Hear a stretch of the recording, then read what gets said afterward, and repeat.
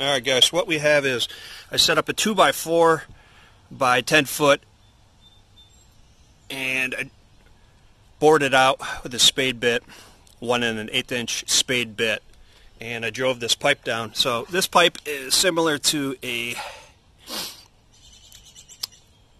1 1/4 inch by, I think it's 3 foot pipe.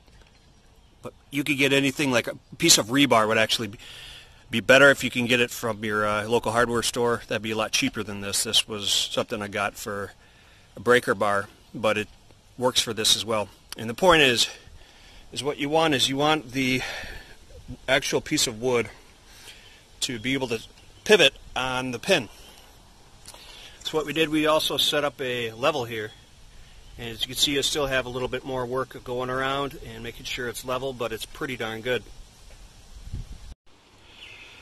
So with this is a 12-foot pool. This is a 12-foot.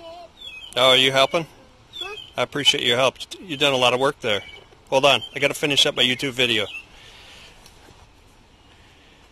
So I have my little helper, Alex, is helping to make sure it goes around. Of course, he helps after it's all done, but hey, it works, and it shows you how.